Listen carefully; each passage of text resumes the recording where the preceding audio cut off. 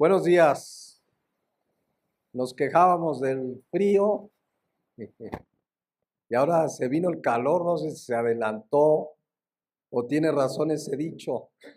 Febrero loco y marzo otro poco. Qué bendición de verdad estar aquí para predicar la palabra de Dios. Fíjense que hoy de manera, iba a decir yo, intempestiva, vamos a terminar la serie de Se pierde la salvación. Tenía yo algunas cosas más, pero escuchen por qué lo vamos a hacer. Porque si Dios permite, vamos a iniciar aquella serie que hemos anunciado hace tanto tiempo sobre la carta de Pablo a los romanos. Y esa es una carta fundamental, ya lo estudiaremos ahora que iniciemos, porque hay doctrinas fundamentales, entre ellas la seguridad de la salvación. Entonces ahí vamos a repetir y reforzar algunas cosas que quedaron pendientes. Entonces, para no ser repetitivos y ya iniciar esta serie, que repito, es una serie con doctrina fundamental que todo creyente debe conocer, sea reciente en Cristo o maduro en Cristo. Ya empezaremos, pero hoy vamos a terminar la serie Se pierde la salvación.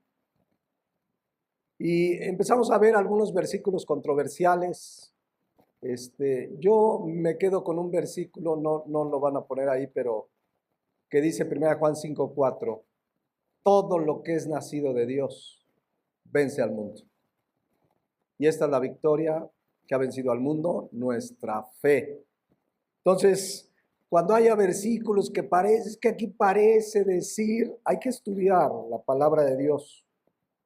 Y hay un versículo y hay una verdad en la Biblia de que hay un pecado que no se va a perdonar y es la blasfemia contra el Espíritu Santo. La pregunta es, si un creyente comete blasfemia contra el Espíritu Santo, ¿entonces perderá su salvación? O más bien la pregunta debería ser, y este es el tono de la enseñanza de hoy, ¿puede un verdadero creyente nacido de nuevo, nueva criatura, blasfemar contra el Espíritu Santo? La Biblia dice en 1 Corintios 12:3, escuchen, esto es totalmente claro y absoluto. Por tanto, dice Pablo, os hago saber que nadie, y nadie es nadie que hable por el Espíritu de Dios, ningún creyente verdadero, llama anatema a Jesús. Y nadie puede llamar a Jesús Señor. Y nadie puede llamar a Jesús Señor sino por el Espíritu Santo. Creo que a estas alturas todos tenemos claro que el verdadero creyente o en el verdadero creyente el Espíritu Santo mora en nosotros.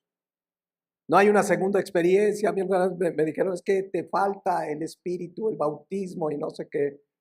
Pero la Biblia enseña que fuimos sellados con el Espíritu Santo, la promesa. La Biblia enseña que somos templo del Espíritu Santo. No necesito una segunda experiencia. El Espíritu Santo mora en el creyente desde el día de su conversión. Por lo tanto, dice aquí que nadie que hable por el Espíritu puede llamar anatema a Jesús. A eso equivale blasfemar. ¿De dónde sale esto de que ese pecado no le será perdonado? Mateo 12:31. Dice, es Jesucristo hablando. Por tanto les digo, todo pecado y blasfemia será perdonado a los hombres, mas la blasfemia contra el Espíritu, ¿qué dice ahí? No le será perdonada. Entonces hay quien lee este pasaje y dice, y si blasfemo entonces no me va a ser perdonado, luego entonces perderé mi salvación. Y a veces pues por no entender hay quien dice, ay, ¿no será que ya blasfemé? Ay, habré perdido mi salvación. ¿Es esta una advertencia a los creyentes? Lo que dice Jesucristo aquí en Mateo 12:31, tiene a creyentes frente a sí y les dice, toda blasfemia será perdonada, pero la blasfemia contra el Espíritu no les será perdonada. ¿Está dirigido estas palabras a creyentes? Vamos a verlo. Regresémonos al contexto, Mateo 12:9. Dice, pasando de allí, vino a la sinagoga de ellos. ¿De quiénes? De los fariseos.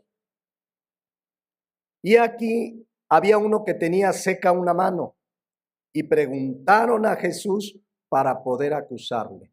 Los fariseos siempre estaban queriendo agarrar a Jesús en un error, en una falla, a ver si le decimos es lícito dar al César, etcétera, etcétera. Siempre querían. Y aquí no fue la excepción. Había uno que tenía seca una mano y preguntaron a Jesús para poder acusarle. ¿Es lícito sanar en el día de reposo? ¿Saben ustedes que en la ley los judíos el día de reposo no mueven un dedo? ¿Los han visto caminar en Avenida Diana? Ahí van caminando. No pueden ni manejar porque de viernes a las 6 de la tarde a sábado a las 6 de la tarde es el día de reposo. Y habían malentendido esto y entonces si había un enfermo, pues no, porque es día de reposo, hay mañana. Pero ¿qué les dijo Cristo? Versículo 11. Entonces quiero que vean que el diálogo es ¿con quién? Con los fariseos. Él les dijo, ¿qué hombre habrá de vosotros que tenga una oveja? Y si ésta cae en un hoyo en día de reposo, no le eche la mano y la levanta. Pues cuanto más vale un hombre que una oveja, ¿cuánto más vale un hombre que una oveja? Por consiguiente, es lícito hacer el bien en los días de reposo. Entonces dijo a aquel hombre, extiende tu mano, y él la extendió y le fue restaurada, sana como la otra. Y salidos, ¿quiénes?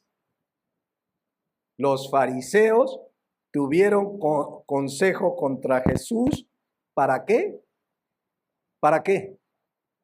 Para destruirle, para matarlo. Si uno lee los evangelios, los fariseos siempre estuvieron en contra de Jesús, siempre le rechazaron. Tenían el conocimiento de las escrituras que vendría un Mesías, pero no le aceptaron. Y aquí querían matarlo. Querían matarlo. Versículo 15. Sabiendo esto Jesús, porque recuerden que en su divinidad conocía el pensamiento de ellos, dice, se apartó de allí y le siguió mucha gente y sanaba a todos. Aquí podemos tener un principio, piensa, entre paréntesis. Jesús hubiera dicho, pues ¿quién me puede matar? Soy el Hijo de Dios. Pero nos habla de la prudencia, dice un proverbio. ¿Cómo dice ese proverbio? Se me fue. El avisado ve el mal y se esconde. O sea, Jesús sabía que no había llegado su hora y él se aparta, ¿no? Dice estos, ya me quieren matar, pues no ha llegado mi hora.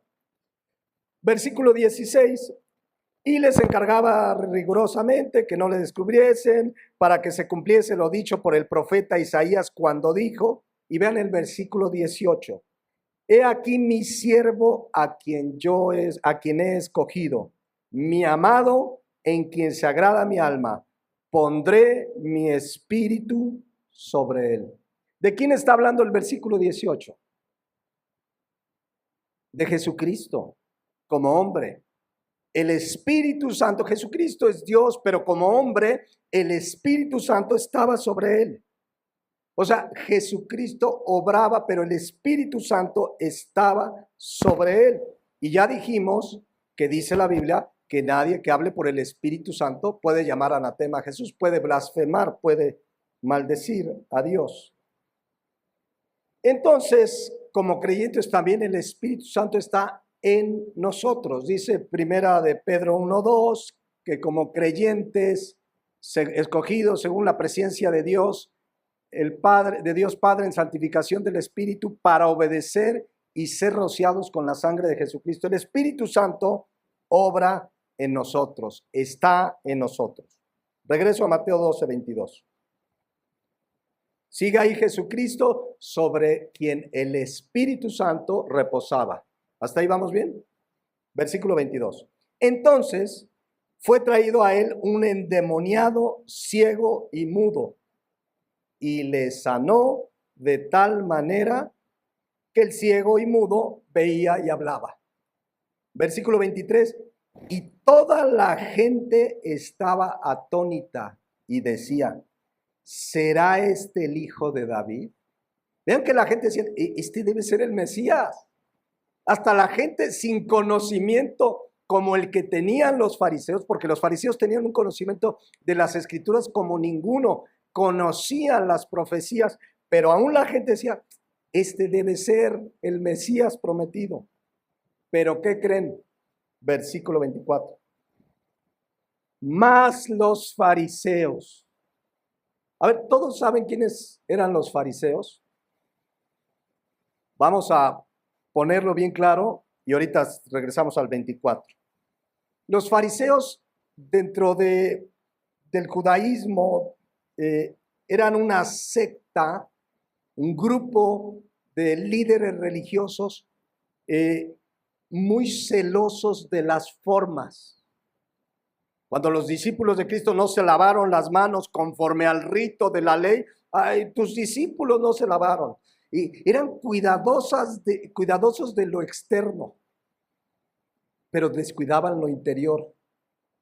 Ahorita vamos a ver cómo se refiere a ellos Cristo, pero los fariseos tenían esas características, cuidando las formas. Como ahora hay corrientes cristianas medio farisaicas. Es mujer y se puso pantalón. No, se va a condenar. Se pintó los labios. En fin, no quiero hablar ahorita de otras denominaciones, pero bueno, así eran los fariseos.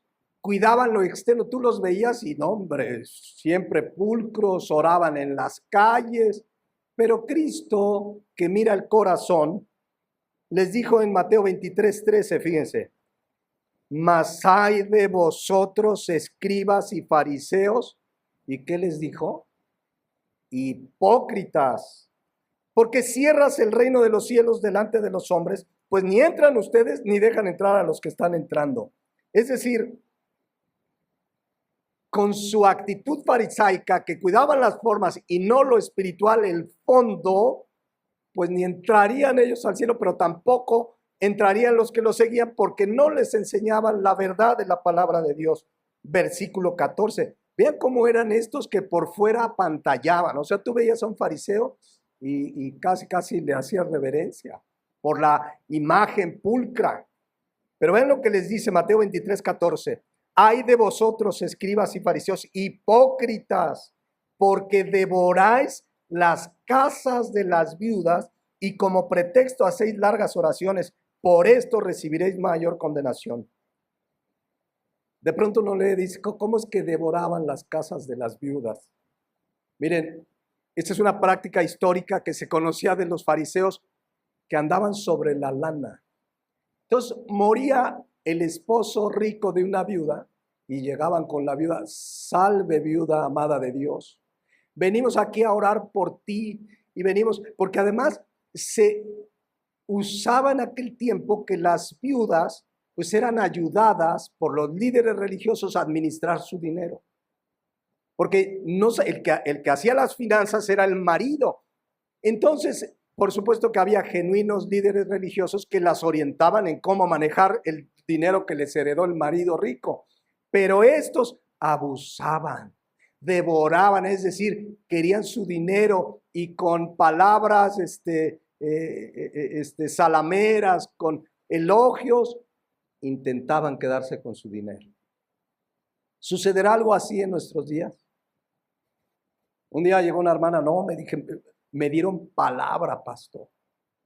Me dijeron que mi negocio va a prosperar y me dijeron que viene lo mejor. Eso sí, que tenía que sembrar. Le dije: ¿qué tienes, un campo? No, voy a llevar mi coche para que Dios me multiplique. Así conocimos a un hermano aquí que llegó un día, no tenía carro, lo había sembrado. Pero no crean que había que ir a la tierra a ver dónde lo sembró. O sea, estos son los fariseos, pues. Les dice, Mateo 23:15.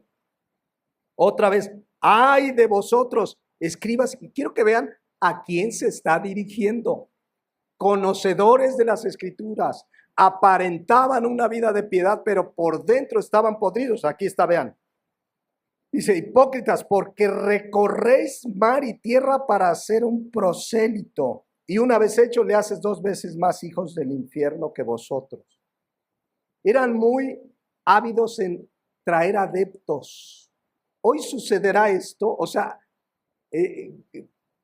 grupos cristianos o pseudocristianos que hacen lo que sea, conciertos mundanos, viene el Día de Muertos y hacen hasta noche de Halloween cristiana, porque lo que quieren es ¿qué? Gente. Pero no hay una predicación genuina del evangelio que los confronte con su pecado, que los lleve al arrepentimiento. Por eso dice, ustedes se hacen muchos prosélitos, pero al final de cuentas se van a condenar ellos también porque no les estás dando el evangelio. ¿Cuántos inventos se hacen para métodos y que si de 12 en 12, y mira, yo gano 12 y tú 12 y 12 por 12 más 12 entre 12 y no, hombre, aquí vamos a hacer mañana 24,000. Pero no son métodos lo que quiere el Señor, es que prediquemos la verdad del evangelio. Y Él añadirá a la iglesia a los que han de ser salvos. Le sigue diciendo, estoy describiendo a los fariseos con quienes tiene el encuentro que vamos a regresar ahorita. Hay de vosotros, escribas y fariseos, versículo 25, hipócritas, porque limpiáis lo de fuera del vaso y del plato, pero por dentro están llenos de robo y de injusticia. Aparentaban, pero su vida diaria era de pecado. O sea, tú los veías en la iglesia y parecían San Pascasio y San Crispín, pero en su vida diaria eran otras personas. Y a veces sucede así en las iglesias, que tú dices, no, mira, este hermano es San Quintín de los Palacios, no, hombre. Pero en su vida diaria, o Santa Cayetana de las montañas, ¿no? Versículo 26. Nuevamente, vean a quién se está refiriendo.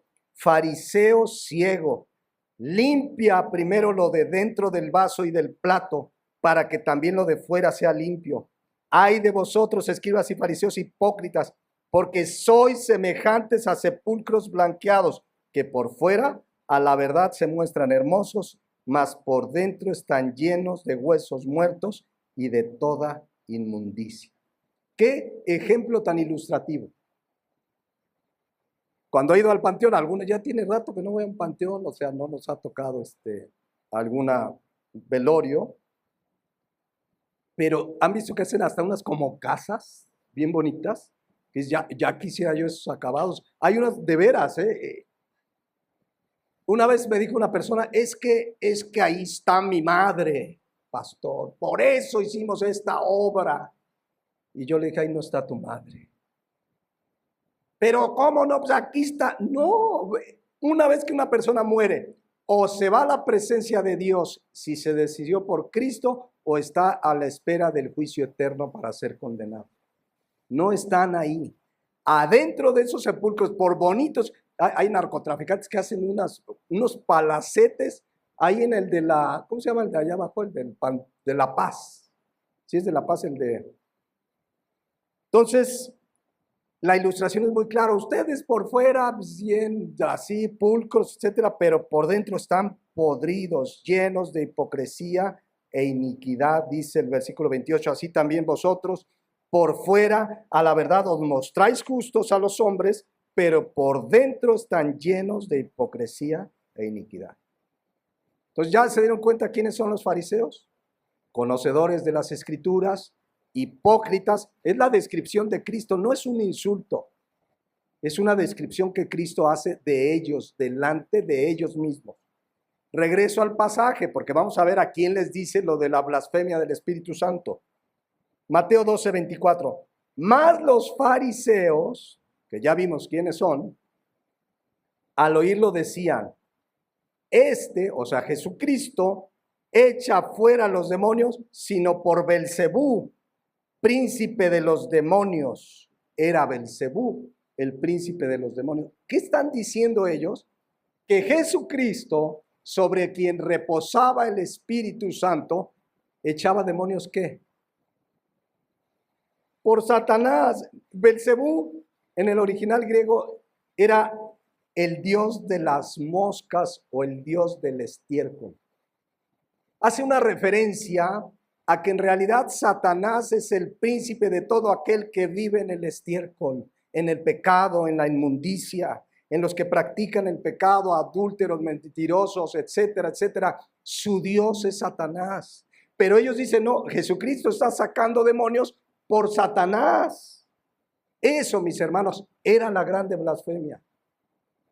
Por eso en una ocasión, en Juan 8:44, ¿qué les dijo Jesucristo sin darles vueltas?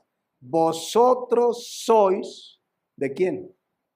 ¿De quién? A los fariseos. Ustedes son del diablo, su padre es el diablo. Y los deseos de su padre quieren hacer. Él ha sido homicida desde el principio y no ha permanecido en la verdad, porque no hay verdad en él. Cuando habla mentira, de suyo habla, porque es mentiroso y padre de mentira. Regreso al 24. Esta declaración del versículo 24 es de los fariseos. Estaban diciendo que Jesucristo echaba demonios por Satanás.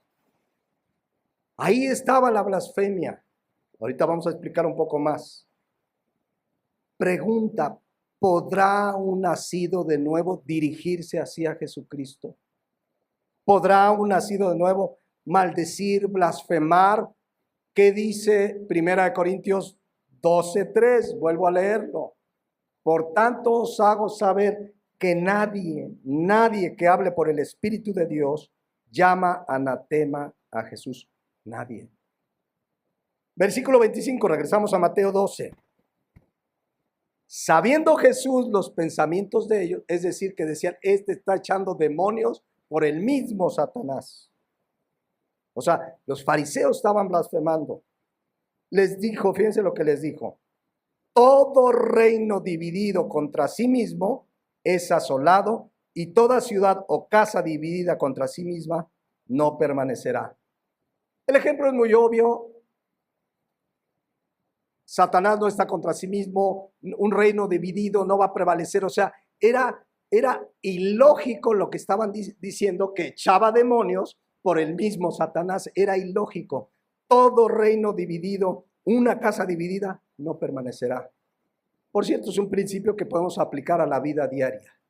Una familia dividida no va a prevalecer, no va a permanecer. Cuando hay un hogar donde el papá contra los hijos contra los hermanos, etcétera, etcétera, esa casa no va a permanecer. Una ciudad, un país, ¿se han dado cuenta que hoy México está dividido como nunca antes? Es bien triste, pero yo conozco cristianos. El mundo está perdido sin Cristo. Hay que llevarles el evangelio. Pero yo he visto en estos tiempos lo que nunca había visto en mis 54 años ya. Cristianos divididos porque uno le van a los guindas y otros a los azules. No se hablan entre cristianos. Cristianos que defienden a políticos corruptos antes que la verdad de la palabra de Dios. ¿Por qué está el país como está? Por tanta división. Siempre ha habido divisiones, esto no es nuevo, pero hoy, como nunca, en mi casa pasado, un día una persona cercana, empezamos a hablar de política y ardió Troya, hasta que de plano dijo mi mamá, ya, por favor, dejen el tema. Porque, claro, la otra persona no era cristiana y ese es el punto. Pero bueno, un reino dividido no puede prevalecer. Les está dando un principio para que entendieran que no era Jesús sacando demonios por Satanás. Versículo 26. Y si Satanás echa fuera a Satanás, contra sí mismo está dividido. ¿Cómo pues permanecerá su reino? Y si yo echo demonios por Belcebú, ¿por quién los echan vuestros hijos? Vuestros hijos se refiere a sus discípulos, de los fariseos. La expresión en el griego se significa, o sea, yo echo demonios por Belcebú. A ver, sus discípulos, ¿por quién los echan? Ellos van a ser sus jueces. Echar demonios fuera, pues es una instrucción para quien creen. Marcos 17. Estas señales seguirán a los que creen en mi nombre. En mi nombre echarán fuera demonios.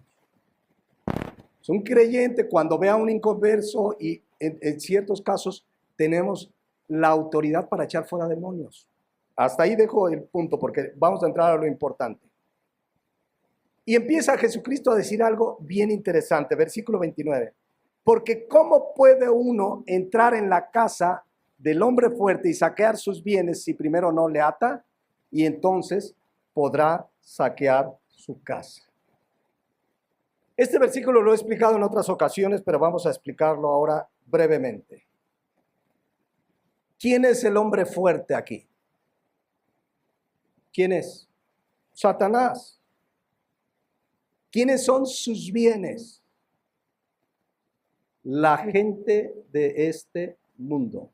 Y ahí estábamos nosotros antes de ser cristianos. El mundo entero está bajo el maligno. Satanás es el príncipe de este mundo. ¿Es claro? Pero ahora nosotros ya no somos del mundo. El nacido de nuevo ya no es del mundo. Ya no es mi príncipe, ya no estoy bajo su dominio. Pero es el hombre fuerte. Dice aquí, ¿cómo puede uno entrar en la casa del hombre fuerte y saquear sus bienes? ¿Saben que a eso vino Cristo justamente? A salvar lo que se había perdido. No había otra manera de quitarle a Satanás el dominio sobre la gente en este mundo. ¿Qué hizo Jesucristo? Juan 1:11. A lo suyo vino y los suyos no le recibieron. Mas a los que le recibieron, a los que creen en su nombre, les dio potestad de ser hechos hijos de Dios. Cuando una persona viene arrepentida, poniendo su fe en Jesucristo, en ese momento dejas de ser del reino de las tinieblas. Acuérdense que en este mundo hay dos reinos, nada más. El reino de la luz y el reino de las tinieblas. Cuando alguien viene a Cristo, es sacado del dominio de Satanás, de ese hombre fuerte. A ver, véngase para acá. Porque en la cruz venció, dice, despojándolos y triunfando sobre ellos en la cruz. Entonces dice, porque ¿cómo puede alguno entrar en la casa del hombre fuerte, Belcebú, Satanás, y saquear sus bienes, si primero que no le ata? La palabra atar es la palabra griega deo, que significa poner un hasta aquí, poner un límite claro. El único que puede atar, sujetar, poner un límite a Satanás, ¿quién es? Jesucristo. Ese alguno del que habla el versículo 29 es Jesucristo. Él es el que tiene el poder de atar a Satanás, en este caso, de ponerle un límite para que no toque a los hijos de Dios. Dice 1 Juan 5:18, vean esta verdad. 5:8. Sabemos que todo aquel que es nacido de Dios no practica el pecado, pues aquel que fue engendrado por Dios le guarda. ¿Y qué dice al final? Y el maligno no le toca, porque Dios ya le puso un límite. Ese es mi hijo.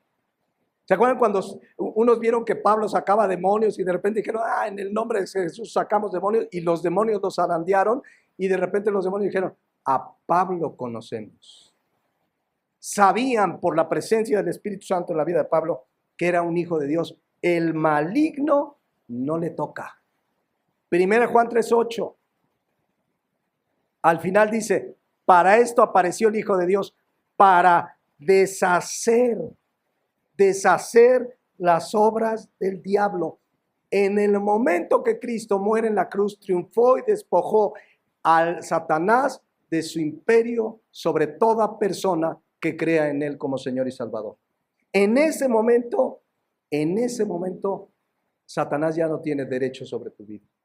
Hebreos 2:14 dice, así que por cuanto los hijos participaron de carne y sangre, también él participó de lo mismo, escuchen, para destruir por medio de la muerte al que tenía el imperio de la muerte, esto es al diablo. Esa es la obra de Cristo, es poderosa. Cuando alguien viene a Cristo, el imperio de Satanás sobre su vida ya es destruido.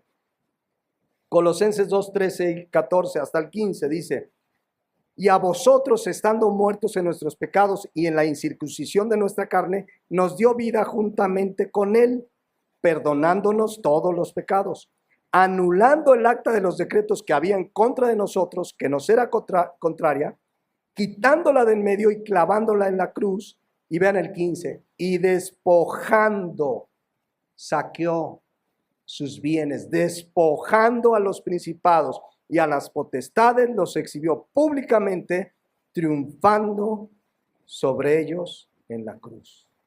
Satanás ya no tiene señorío sobre la vida del creyente. Pero a veces no comprendemos. Un día llegó un hermano y me dijo: ay no, pastor, ore por mí. ¿Qué pasó? En mi trabajo hay una bruja. Digo, pues compártele el evangelio. Pero es que dice que hace brujería. ¿Y qué? Si tú eres del Señor, el maligno no te toca. Mayor es el que está en nosotros que el que está en el mundo. Dice 1 Juan 5, 19. Sabemos que somos de Dios. ¿Quiénes? Los nacidos de nuevo. Y en cambio, vean el contraste. Y el mundo entero está bajo el maligno. Entonces, el hombre fuerte, Satanás tiene bajo su dominio al mundo, pero dice versículo 29 de Mateo 12, porque ¿cómo puede alguno entrar en la casa del hombre fuerte? O sea, él es Jesucristo, y sacar sus bienes si primero no le ata. A ver, con su sacrificio en la cruz, él ató, puso un límite, un hasta aquí a Satanás. Cada vida, cada persona que se entrega a mí, no la tocas. Y Satanás no puede hacer nada sin el permiso de Dios. Él es el que tiene el poder. ¿Se acuerdan de Job? Que Satanás quería: a ver, él te adora porque le das bienes, déjame tocarlo. Dice, porque lo tiene cercado, dice en Job. No podía tocarle sin el permiso de Dios. A un hijo de Dios no le toca a Satanás sin el permiso de Dios. ¿Se acuerdan que le dice a Pedro: Pedro, te va a zarandear Satanás? Me pidió permiso, dice, para Satanás, y le di permiso a Satanás que te zarandee. Sin el permiso de Dios no puede tocarnos. Entonces, cuando alguien viene a Cristo, es libre de ese dominio. Juan 8:32 dice: y conoceréis la verdad, y la verdad os hará, ¿qué? Libre. Esto no quiere decir que Satanás ya se queda quieto y dice: ah, pues ya, ni modo. No, Satanás va a querer quitar tu paz, va a querer atacar tus pensamientos, que perdamos el gozo. Tiene artimañas, pero ya no puede hacer nada contra tu salvación. El maligno ya no puede tocar tu salvación. Esa ya lo leímos y lo estudiamos, que estamos en la mano del Padre y nadie nos arrebatará de su mano. Entonces, si hay una lucha, ¿no? Dice Efesios 6 que nuestra lucha no es contra carne ni sangre, sino contra huestes espirituales, principados, etcétera, etcétera. Pero nos da las herramientas que son las armas espirituales, que no son carnales: la fe, la salvación, la palabra, etcétera, etcétera. Pero ¿saben dónde Satanás y sus demonios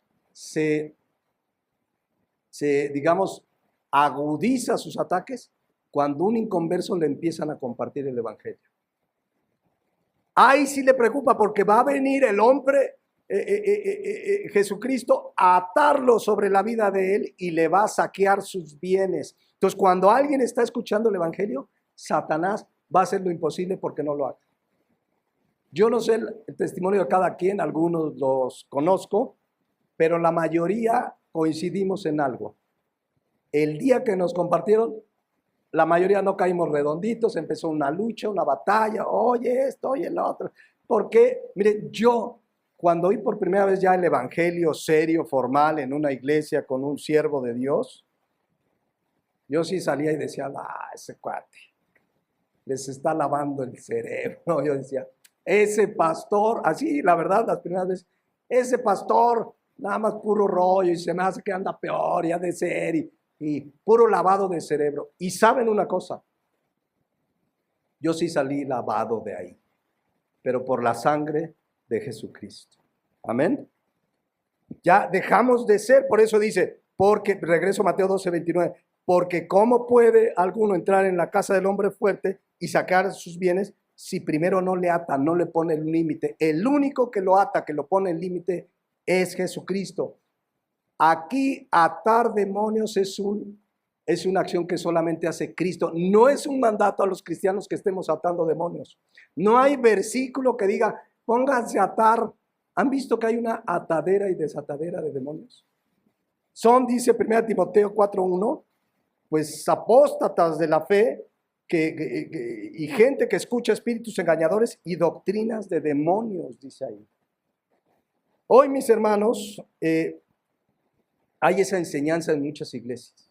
Una atadera, es más, un día oía a una mujer, la han de conocer, Ana Méndez, que decía que en cada ciudad hay un hombre fuerte.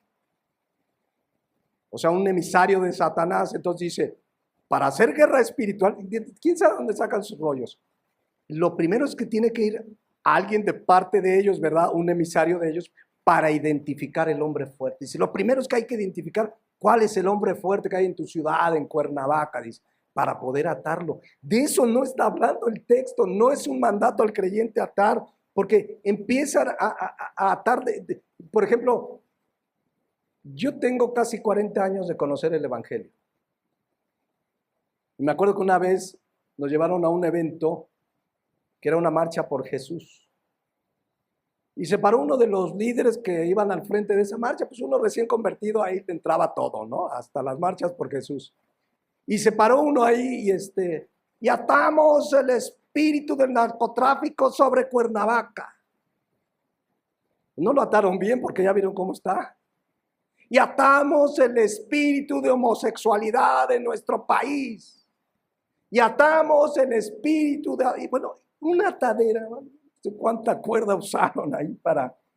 Pero, a ver, el homosexualismo, el adulterio, todo lo que ataban no son espíritus, es pecado. El adulterio es pecado, no es un espíritu que hay que atar.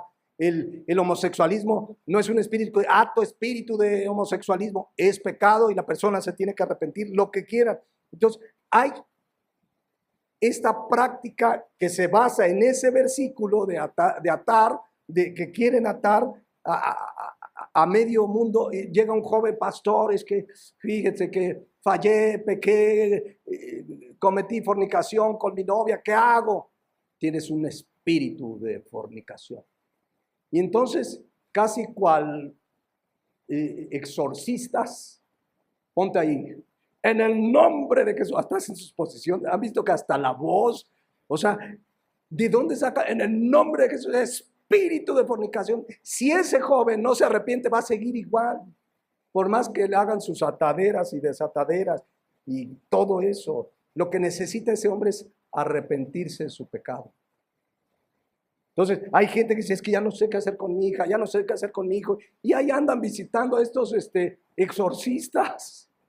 No, es que necesitas una liberación. No entienden que en Cristo somos libres ya. Él nos hizo libres de las cadenas del pecado, dice la palabra de Dios.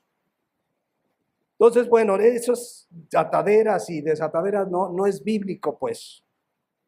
Entonces dice Mateo 12:29. ¿Cómo andamos de tiempo? Porque quiero terminar hoy. Porque ¿cómo puede alguno, Cristo, entrar en la casa del hombre fuerte, Belcebú, y saquear sus bienes si primero no le ata? Entonces, no es una enseñanza para andar atando y desatando.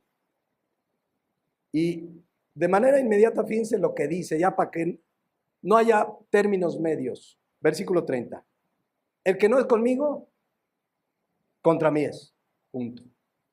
Y el que conmigo no recoge, desparrama. Aquí, en este mundo, no hay más que de dos sopas. O estás en Cristo o estás contra Cristo. No hay. Oiga, pastor, es que yo, fíjese, mi abuelita, pues sí tiene sus santitos y adora a la Virgen, todo, pero es bien buena. No me puede decir que está contra Cristo. No, yo no lo dije, lo dijo Cristo. El que no es conmigo, contra mí es. Punto. No hay términos medios. Una vez una persona me dijo, pero todos buscan a Dios, y los budistas, los mormones, los católicos. Lo importante es que buscan a Dios. El que no es con Cristo, está contra Cristo. Punto. Así está dividido el mundo. Y les digo una verdad de la Biblia, la gran mayoría están contra Cristo. Pocos son los que están en el camino del Señor. Un día Charles Spurgeon decía, y apoyado en este versículo, me temo que la mayoría de los que van a las iglesias se enfrentarán a la condenación eterna. Por las vidas que llevan, porque nunca nacieron de nuevo, porque nunca hubo un verdadero arrepentimiento. El verdadero cristiano, ¿saben qué dice la palabra de Dios? Será aborrecido. Cristo dijo, seréis ¿qué? Aborrecidos por causa de mi nombre. Quien vive como verdadero cristiano va a vivir rechazo en la familia, en la escuela, en el trabajo. ¿Por qué muchos no reciben ese rechazo? Porque ni siquiera hablan de Cristo, porque no viven el Evangelio, porque alguien sale con una tontería y te callas de que Jesús no existe, Jesús andaba con María y tú te callas. No, mira, la Biblia dice, no blasfemes, la Biblia dice que Jesucristo es Dios y le hablas. ¿Saben que hoy un tema que es tabú para muchos creyentes es el homosexualismo, el aborto? No lo quieren tocar porque la gente se te va encima.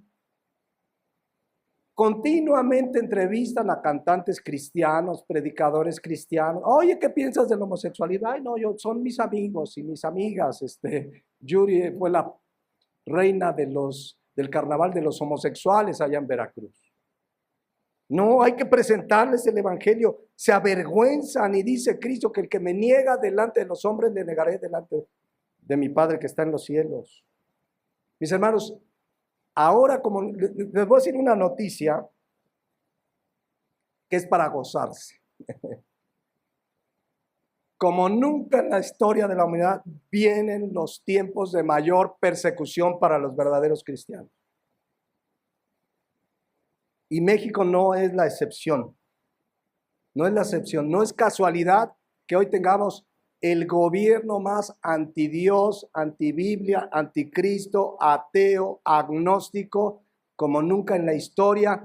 Practican hechicería en el poder ejecutivo, en el poder judicial. Vieron que hicieron un acto de hechicería para inaugurar la nueva Suprema Corte de Justicia, etcétera, etcétera. No es casualidad las leyes que se están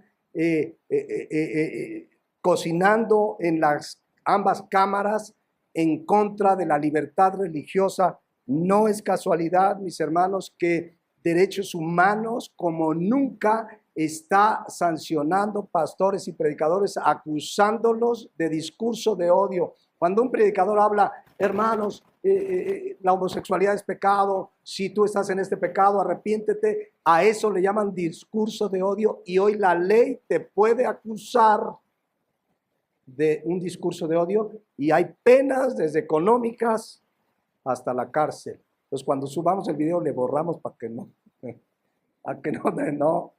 Eso está pasando. Te acusan de homofobia y discurso de odio. Viene lo peor. Ahora, yo les dije que era una noticia de gozo, pero no porque yo me lo inventé. Cristo dijo, Mateo 5:11, bienaventurados sois cuando por mi causa os vituperen y os persigan y digan toda clase de mal contra vosotros mintiendo. Gozaos y alegraos porque vuestro galardón es grande en los cielos, porque así persiguieron a los profetas que fueron antes que vosotros. Amén. Es tiempo de gozo. Debemos estar preparados. Esto no va a parar, ya está profetizado. Entonces regreso, pues, Mateo 12:30.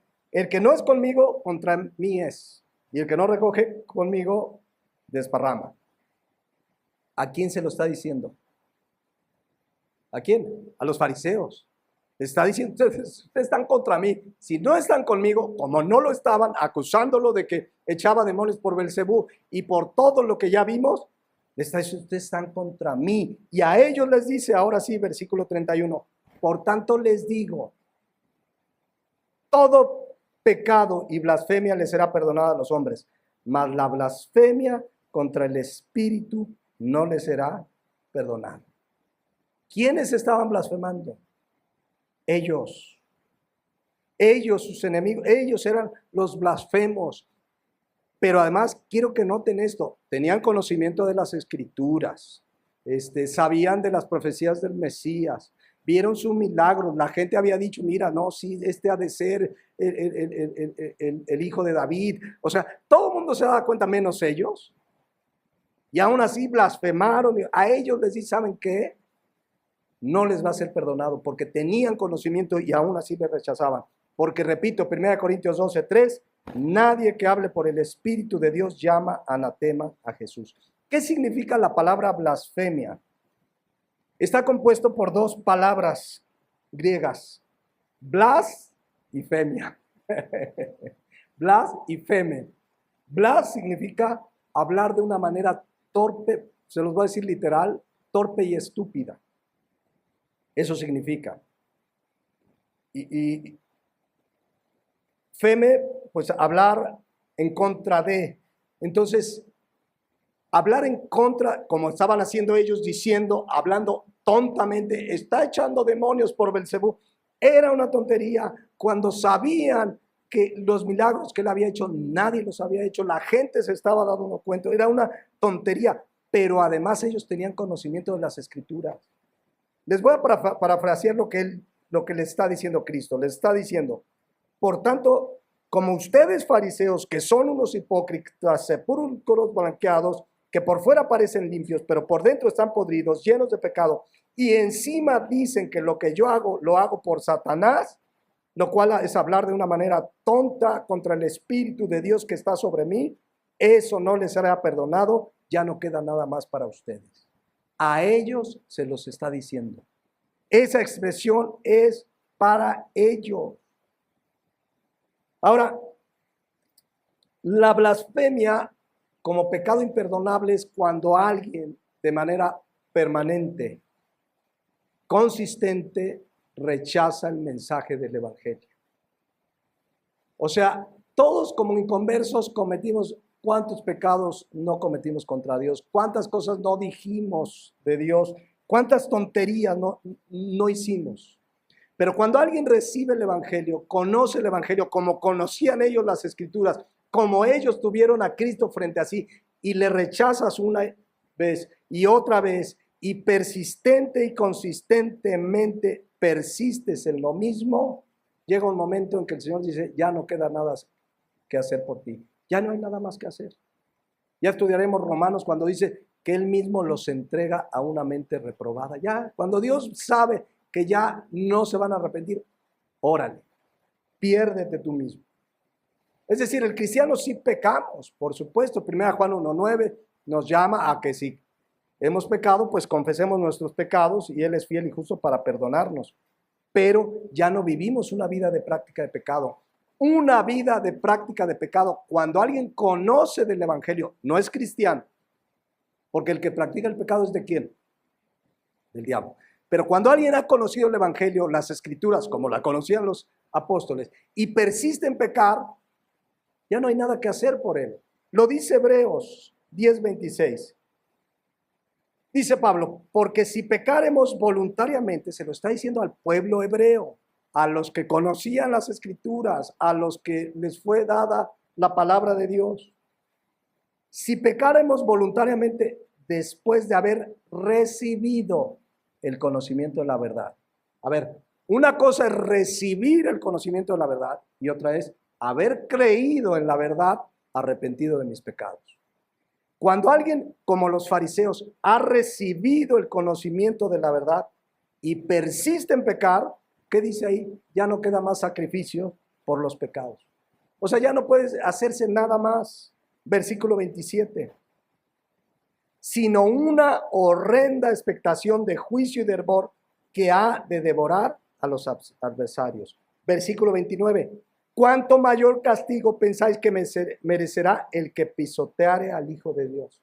O sea, el que ha conocido del Evangelio, el que tiene conocimiento, le han compartido y le han dicho y como que simpatiza y como que sí, como que no, pero sigue en su vida de pecado, eso es pisotear al Hijo de Dios. Eso es tener, como dice aquí, por inmunda la sangre del pacto en la cual fue santificado e hiciere afrenta, blasfemia al Espíritu de gracia.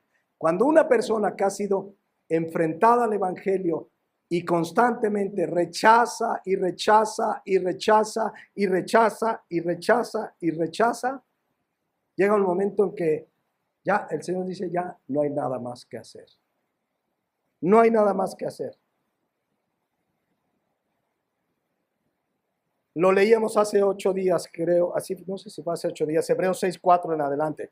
Porque es imposible que los que una vez fueron iluminados y gustaron del don celestial, y lo explicamos, y fueron hechos partícipes del Espíritu Santo, y asimismo gustaron de la buena palabra de Dios y de los poderes del siglo venidero, y recayeron, sean otra vez renovados para arrepentimiento, crucificando de nuevo para sí mismo al Hijo de Dios y exponiéndole al vituperio.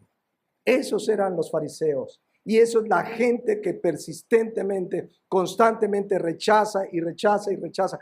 Yo no sé hasta cuándo Dios les dé gracia, pero va a llegar un momento, Dios es soberano, donde dirá hasta aquí. Ya no se va a arrepentir ya nada y él mismo, lo estudiaremos en Romanos, los va a entregar a una mente reprobada. Entonces, Mateo 12:31, ¿a quién se dirige Jesucristo con esta frase? A los fariseos. Le está diciendo, ya no pueden ser perdonados. Me tienen frente a mí. Yo estoy seguro que si alguno de ellos se hubiera arrepentido, esas palabras ya no fueran para él. ¿Sabían que Pablo fue fariseo? ¿Sabían que Pablo blasfemó? Leámoslo. 1 Timoteo 1:13. Dice Pablo, habiendo yo sido antes blasfemo, perseguidor e injuriador, mas fui recibido a misericordia, porque lo hice en ignorancia, en incredulidad. ¿Cuál es la diferencia de Pablo, el fariseo, con los otros fariseos? Cuando tuvo su encuentro con Cristo en Damasco, no dijo, este viene por Belcebú. En ese mismo momento rindió su vida a Jesucristo. Y era blasfemo. O sea, la gracia de Dios alcanza salvación a todos los hombres, pero cuando alguien voluntariamente rechaza y blasfema y no quiere reconocer a Cristo, llega un momento en que el Señor dice, ya no hay nada más que hacer. Entonces, creo que es claro ahora sí, 1 Corintios 12:3. Por tanto os hago saber que nadie que hable por el Espíritu puede llamar anatema a Jesús. Es más, dice, y nadie puede llamar a Jesús Señor, sino por el Espíritu Santo. Aquí no se refiere literalmente a decir Señor. Cualquier persona puede decir Jesús es mi Señor, verbalmente. Llamar Señor a Jesús es verdaderamente reconocerlo como el dueño absoluto de mi vida y de mi persona. Que Él sea el que gobierna y controla toda. Cualquiera puede decir Jesucristo es Señor, pero solo el que tiene el Espíritu Santo lo dice, lo cree y tiene a Jesucristo como el Señor de su vida. Entonces, quien tiene al Espíritu Santo no podrá blasfemar y solo quien tiene al Espíritu Santo puede hacer de Jesucristo su Señor y su Salvador. Amén. Entonces, tampoco la blasfemia del Espíritu Santo hace que alguien pierda la salvación. Si alguien vive en una vida de pecado, persiste en blasfemar, en vivir en su vida de pecado, rechazar a Cristo, no es que pierde su salvación, es que nunca había nacido de nuevo. Le dejamos aquí, ya en Romanos abundaremos aún más en estos temas. Vamos a orar, mis hermanos. Qué importante es, mis hermanos, estudiar la palabra de Dios y escudriñar y aprender cosas como estas, donde yo quisiera hacer un llamado, porque quizás alguien que escuche este mensaje en internet hoy o en un futuro ha rechazado a Cristo una y otra vez. No verbalmente, no lo has dicho con tu boca, pero tu conducta, tu vida es de pecado, es un rechazo constante. Si hoy te arrepientes y crees en Él, serás perdonado. Tendrás vida eterna. Pablo fue un blasfemo, pero cuando se encontró con Cristo, fue alcanzado por su gracia. Tengamos presente esta verdad, mis hermanos, porque quizás tenemos algún conocido, alguna conocida que le hemos compartido y nos preocupa que se endurezca de tal manera que el Señor ya diga, ya lo voy a entregar a una mente reprobada. Clamemos, compartamos, sigamos clamando que la gracia de Dios alcance a tu familiar, a tu amigo, a tu amiga, a tu esposo, a tu esposa, a tus hijos. No dejemos de orar, no sabemos cuándo es ese tiempo donde Dios dice hasta aquí. Y como no lo sabemos, sigamos orando y predicando el Evangelio. Y demos gracias, mis hermanos, por una salvación tan grande que dice la palabra de Dios, que nos dio vida eterna, que no pereceremos jamás, que nadie nos arrebatará de su mano, que todo el que es nacido de Dios vence al mundo. La palabra de Dios es clara, el que comenzó la buena obra en nosotros, la va a acabar hasta el día de Jesucristo. Pongámonos de pie. Padre Celestial, gracias por tu palabra. Gracias porque aquí vemos verdades que es importante tener presentes para fortalecer nuestra fe, para enseñar a quien no tiene este conocimiento, porque seguramente hay cristianos temerosos de que si blasfemaron o no, de que si van a perder o no su salvación. Más bien presentémosle con claridad el Evangelio, es lo que nos has enseñado, Padre, para que ellos mismos delante de ti se aseguren si han nacido de nuevo o no. Y si no lo han hecho, pues acudan a tu gracia, porque tu palabra dice que el que viene a ti, tú no le echas fuera. Gracias por tu palabra, Señor. Gracias por permitirnos hoy terminar esta serie, Señor, y te pedimos que la nueva enseñanza que vamos a tener de Romanos, también tu Santo Espíritu nos ayude a tener firmes esas verdades y doctrinas fundamentales que estaremos estudiando, Padre Celestial. Gracias te damos en Cristo Jesús. Amén.